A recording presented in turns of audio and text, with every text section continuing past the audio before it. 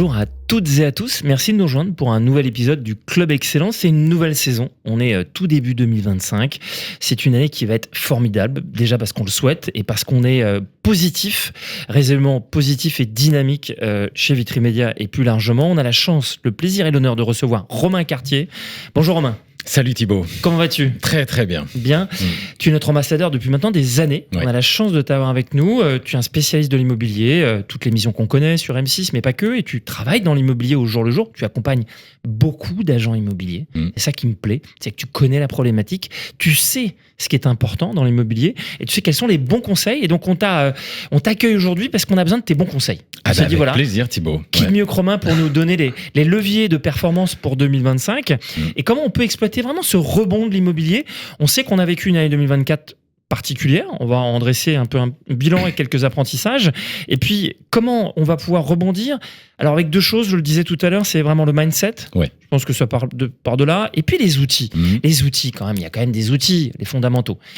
On fait un petit bilan sur 2024 ? Oui, on a beaucoup de chance parce que, comme tu le disais, on a beaucoup d'outils et on a besoin justement de revenir aux fondamentaux. Ça, c'est capital. 2024 fut une année effectivement de régulation. Moi, j'ai envie d'employer des mots positifs, tu vois. Oui. Certains parlent de marché tendu, de marché compliqué. Ouais. Il faut arrêter avec ça, même s'il y a une réalité sur le fait qu'il y a une transaction qui est en baisse avec un marché qui est plus tendu dans d'autres régions, mais on est sur un marché qui se régule.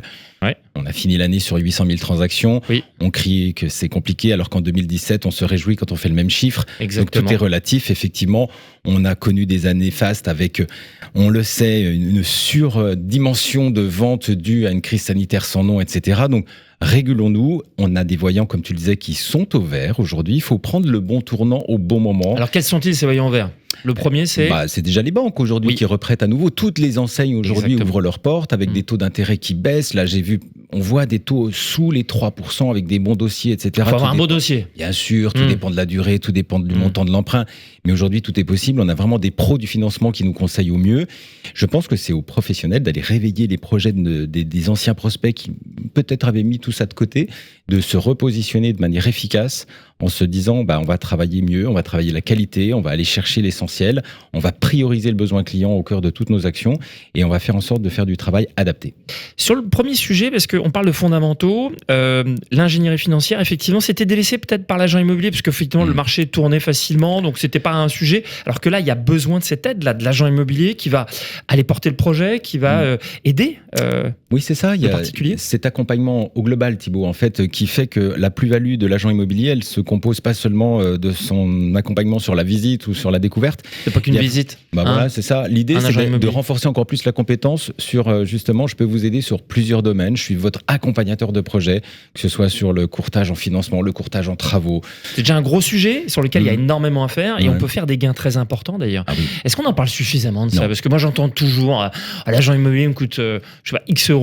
Mais est-ce qu'on se rend compte de ce qu'il fait l'agent immobilier ? Est-ce qu'il n'y a pas un moyen de communiquer davantage là-dessus ? C'est un sujet qui m'a toujours étonné, moi. Ça fait des années, en fait, que je compose des sujets là-dessus, où le client va voir un côté très émergé de l'iceberg sur le fait qu'il y a des honoraires qui sont perçus de manière facile. C'est 20 000 pour une visite. C'est le métier facile, argent facile. Donc, c'est à nous. Mais ça, c'est la faute, en fait, des professionnels en général, de dire qu'est-ce qu'on fait. Avant de justifier nos honoraires, il faut les expliquer. Donc, effectivement, quand les gens voient tout ce que ça représente, en fait, ils disent « Ah oui, d'accord, je compose peut-être ma réflexion différemment. » Mais je le dis, communiquons, il n'y aura jamais d'excès de communication. Les gens veulent voir ce qu'on fait, comment on le fait, soyons transparents pour donner envie. Faire savoir.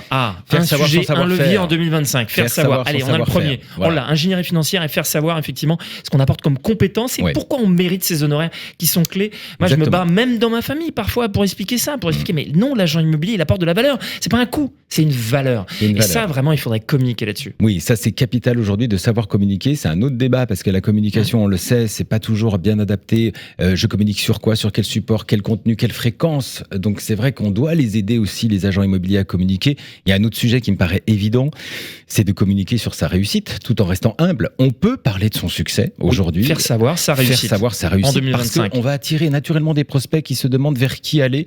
Les gens ne veulent pas de losers, ils veulent les meilleurs. Donc en fait, si on communique sur qui on est, sur son équipe, sur sa compétence, sur ses résultats, sur l'expérience client, tout ça va naturellement amener. On a pu le mesurer. Moi, j'ai vu dans les agences sur lesquels je consulte depuis plusieurs années. On a des réguliers mensuels où on a appris à communiquer sur la réussite avec l'expérience client, toujours. On a augmenté de 20% la part d'estimation. Donc, en fait, ça ne veut pas dire qu'on a 20% de mandats en plus, mais 20% d'estimation. Concrètement, qu'est-ce qu'on fait? Parce qu'on a compris le faire savoir sur la réussite, mais je communique sur les réseaux sociaux. Oui, beaucoup. En vitrine? Les deux. En fait, évidemment, la vitrine, pour moi, merci, je connais mon attachement à la vitrine, évidemment. Mais merci. Bien sûr que dans la vitrine, dans l'écran, où on ne sait jamais quoi exposer, et là, je leur dis, mais soyez différents. Il faut que le passant, je ne parle même pas du client, il faut que le passant s'arrête parce qu'on va voir qu'une équipe a vendu, parce qu'on va faire un cumul de ventes dans le trimestre avec la photo des négos, avec les avis clients dessus. Donc, ça renvoie quelque chose de fort. Se mettre en avant, c'est un peu du personal c'est du personal branding, mais tout en restant humble. L'idée, c'est ça, c'est d'apporter une image à la fois positive, dynamique, mais toujours en étant, on va dire, très simple dans la communication, mais donner envie. Voilà, de passer par l'agence parce qu'on peut prouver, on peut montrer des réussites. Donc ça, c'est le faire savoir. Claire, on a eu deux très bons conseils. Le troisième, on y va. Revenir aux bases, les amis, revenez aux bases. Les outils qui sont mis à notre disposition sont exceptionnels aujourd'hui. Est-ce qu'ils sont utilisés, ces outils? Mais non. Moi, c'est la question que je me pose souvent. Le CRM, est-ce qu'on utilise le CRM? On le sait très bien que non. En fait, il est utilisé qu'à une faible pourcentage. Et même tous les outils ne sont pas bons à prendre. Alors, qu'est-ce qu'on fait en 2025 concrètement pour utiliser aux bases et on utilise les outils par rapport à ces bases. Mais avant d'utiliser des technologies qu'on ne maîtrise pas, voyons ce qu'on peut faire. On se dit toujours, j'ai pas de leads, il faut un outil pour aller chercher des nouveaux leads, etc. Ok, les leads, peut-être que tu les as dans ton fichier. Exactement. Peut-être aller les réveiller, etc. par des discours, des éléments de langage assez simples, donner de l'information, être un référent logement du secteur pour générer après du contact. Donc là, en ce moment, je fais un grand sujet qui cartonne et 2025 va être marqué par ça, sur le fameux Back to Basics, en fait, qui reprend les essentiels, les fondamentaux de la vente sur la découverte, la qualification, le suivi, la pré-vente, etc. Et on voit que derrière, si on a la chance de savoir utiliser les bons outils, on devient encore plus efficient et on gagne du temps, on gagne vraiment évidemment du business derrière, mais il faut faire les choses dans l'ordre. Donc le troisième conseil, c'est revenir à l'essentiel. Vous avez moins de clients, occupez-vous-en mieux. On a moins de clients existants, la data que vous avez chez vous. Ouais, bien sûr, en fait, les agents immobiliers ont de l'or souvent dans leur portefeuille. Entre les mains. Et l'idée, c'est de se dire, on va vous aider à les exploiter, en fait, toute cette économie dormante. On va vous aider à leur réveiller et faire en sorte que vous allez générer du business. Vous allez le voir de manière assez simple. Et les outils, après, vous pourrez vous en accaparer, mais en fonction de votre activité, de votre secteur, tout n'est pas bon à prendre. Donc, on est d'accord, on peut faire appel à toi en tant que consultant pour accompagner cette transformation. Et puis, il y a d'autres partenaires, d'autres prestataires, mais en tout cas, on peut faire appel à toi. Là, c'est le rôle du consultant de dire, en fonction de votre activité, de votre secteur, de votre structure, de la taille de l'entreprise, des collaborateurs, de votre activité générale, l'idée, c'est de faire ça. Donc, c'est de faire un audit, finalement, très simple sur ce qui se passe. Et ensuite, de proposer des solutions pour préparer justement une stratégie qui soit gagnante, pour miser sur d'abord un trimestre, un semestre, etc. C'est le bon moment, en début 2025, effectivement, de faire cet audit sur ce qu'on a entre les mains, de mieux l'exploiter, de proposer un plan d'action. Complètement. C'est parfaitement adapté. On peut passer par toi ou par d'autres partenaires qui pourront effectivement accompagner l'agent. Donc ça, c'est le retour basique. Est-ce qu'il y a, sur ce marché immobilier, on en parlait tout à l'heure, il n'y a pas un changement de mindset? Finalement, se dire que ce marché a bougé, a changé, il va rester s'est régulé. Parce qu'il y a quand même une concurrence. Donc, comment sortir un peu du lot? Mais c'est toujours la question qu'on nous pose. En fait, comme je le dis souvent, être différent, c'est parfois compliqué, alors que ça l'est pas tant que ça. Vous savez, être différent, ça commence déjà par faire ce que les autres font pas ou ce qu'ils font mal. Je parlais de revenir aux fondamentaux. Les clients ont besoin d'attention aujourd'hui. Les petites attentions font les grandes relations. Et en fait, la vente étant tellement irrationnelle, parce que c'est avant tout émotionnel, quand on prend soin de quelqu'un, ça génère vraiment de la confiance. Et ces petits éléments, en fait, qui sont ni chronophages, ni coûteux, ni techniques pour l'entreprise et le collaborateur, font de vous déjà quelqu'un de différent. Et moi, je me rappelle très bien d'une anecdote que j'avais vécue il y a des années en tant que pro auprès d'un client. On parle de suivi. Le suivi, ça commence à la prise du mandat, quand on explique au client, ça y est, c'est diffusé depuis ce matin 9h, regardez, je vous envoie le petit WhatsApp qui va bien pour vous montrer que, puis la photo par exemple du bien qui est dans la vitrine, avec on sublime finalement le bien de manière un peu différente, parce qu'on lui dit, c'est depuis ce matin aussi, regardez dans notre super vitrine média, le bien est affiché depuis ce matin 9h, tout est réuni pour commencer une bonne commercialisation. Tu vois Thibaut, ça c'est pas coûteux à faire. Est-ce que c'est pas le sujet de la surcommunication? En fait, on fait des choses mais on le dit pas, c'est peut-être en 2025. C'est-à-dire que le reach qu'on a, qui est bien sûr sur les portails, bien sûr, sur le web, bien sûr avec son site web, sur les réseaux sociaux, et en vitrine de communiquer sur tout ce qu'on fait pour nos clients. On ne voit pas l'intérêt, on n'y pense pas, alors qu'en fait c'est tout ça qui va compter pour le client, ces petites attentions auxquelles il ne s'attend pas, parce que lui, il s'attend à la série d'engagements qu'on a signé avec lui dans le mandat. Mais quand on lui fait un petit peu plus que ce qu'on lui avait promis au départ, le détail, mais encore une fois, qui ne coûte rien à l'entreprise et qui est très facile à faire. Là, on est différent des autres. Et comment on transforme un mandat simple en exclu avec ces attentions-là? Comment on fait passer une baisse de prix au bout de quelques semaines ou au bout de quelques mois parce qu'on a été présent sur tous ces détails qui peuvent paraître anodins, alors qu'en réalité, ça change tout dans l'esprit du client. C'est cet esprit de proximité, en fait, qu'on met en place qui va faire de nous quelqu'un de différent. C'est très simple, très simple. Puis après, il y a l'outil différenciant, effectivement, en fonction de l'atypicité du bien, en fonction de la région dans laquelle on est. Mais avant tout, c'est une histoire de confiance et de proximité. Donc finalement, ce retour basique, des attentions, des détails, on surcommunique, on est proche de ses clients. Finalement, c'est la proximité qu'on a toujours prônée, qu'on met toujours mis en avant, mais qui reste la clé pour 2025. Ouais, complètement. Un marché, alors on avait parlé effectivement par le passé de diversification. Est-ce que c'est le moment de se diversifier, d'aller chercher de nouveaux marchés qui sont, ou de nouvelles activités? Est-ce que c'est ça qu'on fait en 2025? Si on part sur un autre conseil pour ouvrir? Moi, je pense qu'il faut rester sur les acquis qu'on peut avoir et les renforcer. En fait, renforcer la compétence de l'existant en se disant, je vais devenir un expert de mon secteur local sur lequel je suis. Peut-être en renforçant justement son image, sa communication, son expérience client, avant de partir dans de nouveaux horizons, ce qui peut être aussi une très belle aventure. Attention, on va pas non plus être définitif, mais partir sur un sujet qu'on ne maîtrise pas aujourd'hui, ça demande du temps, de l'énergie, et la rentabilité n'est pas toujours immédiate. Donc peut-être se recentrer sur ce qu'on sait faire et de se dire, je vais remonter en compétence, je vais reformer mes collaborateurs là-dessus, je vais m'équiper d'un outil qui me paraît essentiel parce que je l'avais pas encore, mais en fonction de mon secteur, justement, ça va m'aider à dire autrement qui je suis, puis à avoir un résultat aussi meilleur. Donc je pense que de prioriser l'essentiel, encore une fois, que ce soit avec les clients, les outils ou les collaborateurs, ça me paraît pas mal pour 2025. Prima l'expertise, le focus, on se recentre sur son cœur de métier, ce qu'on sait bien faire, et on va plus loin. Je crois aussi, avec l'émergence d'outils comme l'IA, on a vraiment besoin effectivement de montrer sa différence et d'en apporter davantage sur ce qu'on sait faire. Je pense qu'on attend de ça d'un ingénieur immobilier, donc ce qu'il sait faire et en quoi effectivement il est meilleur que les autres. C'est un très bon conseil pour 2025. L'agent immobilier aujourd'hui 2025 positif, donc recentré sur ses fondamentaux, qui surcommunique. Tout petite partie sur l'IA, parce qu'on reçoit effectivement cette émission des spécialistes de l'IA. C'est quoi ton expérience de l'IA et comment tu l'utilises aujourd'hui? C'est très positif. En fait, si on sait l'utiliser, et encore une fois, il ne faut pas l'utiliser pour dire ça va me remplacer, j'ai plus besoin de faire ça. C'est un complément d'activité et en aucun cas, ça doit se substituer à nos actions. En revanche, c'est un outil exceptionnel pour gagner du temps, pour avoir justement un contenu qui soit pertinent, qui soit très exécuté, avec un choix de mots vraiment adapté à la situation.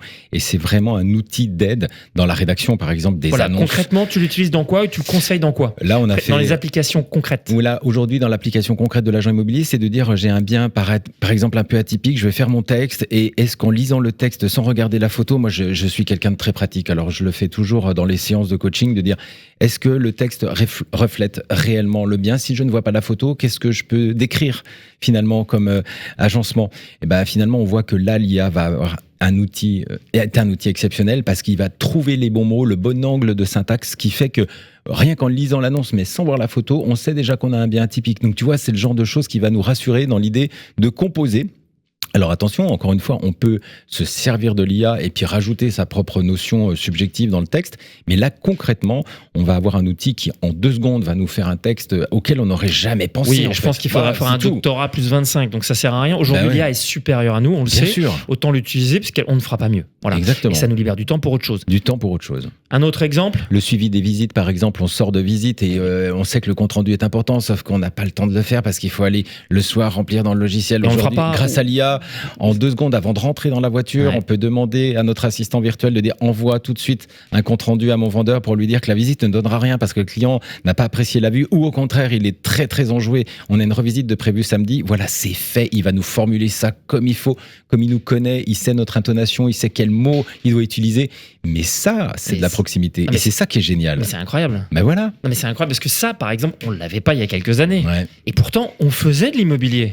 Et ça marchait. Et on l'a maintenant. Donc, il y a de quoi se réjouir. Ça va marcher encore mieux. Mais oui. Et donc, en revanche, c'est sûr que ceux qui ne l'utiliseront pas, du coup, ils seront moins perçus comme des gens actifs et justement présents. Et puis, il y a aussi sur la relation, on en a tellement parlé avec les anciens clients aujourd'hui, de redevenir, de continuer le lien émotionnel. Je parle pas de relation commerciale, mais de s'inscrire dans la vie, finalement, de nos anciens clients comme le référent, l'agent immobilier de famille. Pour moi, c'est l'ultime combat, on va dire, de devenir, à l'instar de nos confrères anglo-saxons, d'être le référent sur lequel on va s'appuyer quand il y a un projet dans la famille, chez les amis, chez les collègues, parce qu'on va avoir ce lien grâce à l'IA qui va nous permettre en tant que pro de ne pas oublier la date anniversaire du bien, d'avoir une attention particulière parce qu'on sait que le couple à qui on a vendu avait des enfants et qu'on leur souhaite une bonne rentrée. Tu vois, tous ces petits détails en fait qui sont générés aujourd'hui grâce à ces outils-là, pour le coup, qui deviennent très pertinents.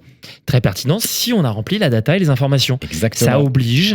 Organisation, rigueur. Rigueur à rentrer les informations parce que l'outil ne peut pas sortir ce qu'il ne connaît pas, sauf si c'est public, mais en général, ce sont les informations privées. Et donc, il est très important de garantir ces informations dans l'outil pour que l'IA puisse demain, effectivement, utiliser cette data. Je me suis fait une petite règle des 3M, Thibaut. Moins, mieux, maîtriser. Tu vois, qualité dans tout ce qu'on fait, mais dans la maîtrise de l'organisation, justement, de cette planification des tâches qu'on doit faire. Et quand on travaille moins, mais mieux, on est beaucoup plus à l'aise. Là, je fais des choix aussi sur les partenaires ou les clients, etc. Et c'est tellement bien de travailler dans le confort et dans la maîtrise que du coup, on est beaucoup plus fort. Moins, mais mieux. C'est un super conseil pour 2025. Merci beaucoup, Thibaut, Romain Cartier, d'être venu avec nous, de nous supporter depuis toutes ces années avec autant de passion. Merci. À bientôt, les amis. Salut. Merci à tous. Merci pour nous avoir suivis et je vous dis à très bientôt pour un nouvel épisode. Merci.